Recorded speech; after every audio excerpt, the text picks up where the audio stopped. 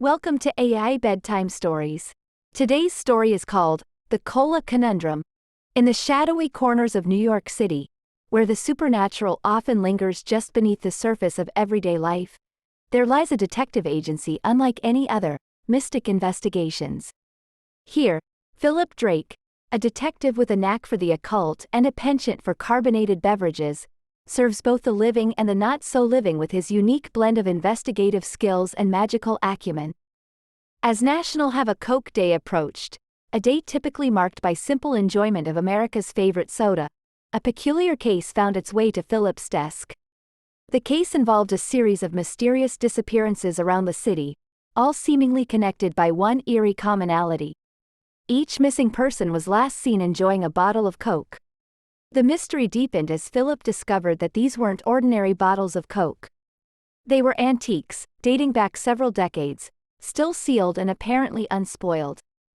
Each bottle was labeled with a strange symbol, a rune that Philip recognized from an ancient grimoire he once studied under his mentor, the late great sorcerer Mr. Holloway. Philip's investigation led him to the widow of a renowned collector of rare sodas, Mrs. Ambrose, who had recently auctioned off part of her late husband's collection.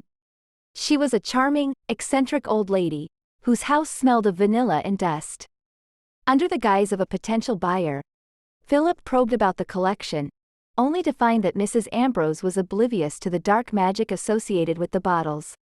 She did, however, recall that her husband had acquired them from an obscure auction, said to have belonged to a Prohibition-era magician rumored to have bottled enchantments and curses as well as drinks. With this new lead, Philip delved deeper into the underworld of magical artifacts, his journey taking him through shadowy speakeasies that had survived since the 1920s, now hubs for the occult rather than illegal liquor. His path crossed with seers and spellcasters, all pointing him towards a forgotten distillery where the magician had concocted his bewitched beverages. As National Have a Coke Day arrived, bringing with it a palpable buzz across the city, Philip found himself at the ruins of the distillery just as the sun dipped below the horizon. The air was thick with the scent of molasses and magic.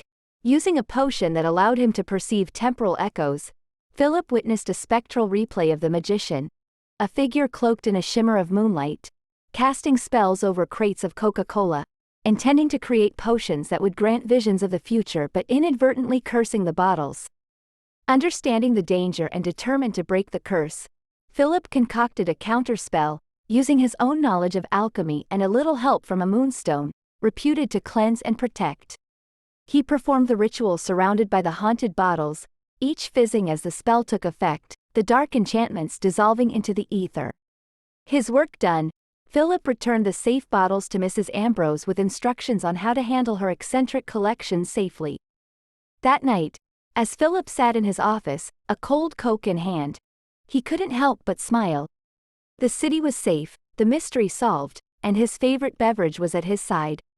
From that day forward, the story of the Cola Conundrum was added to the curious archives of Mystic Investigations, serving as a reminder that even the most common items might carry uncommon histories. And for Philip, every sip of Coke reminded him of the strange and wonderful world he navigated. A world where magic was always just beneath the surface, waiting to be discovered.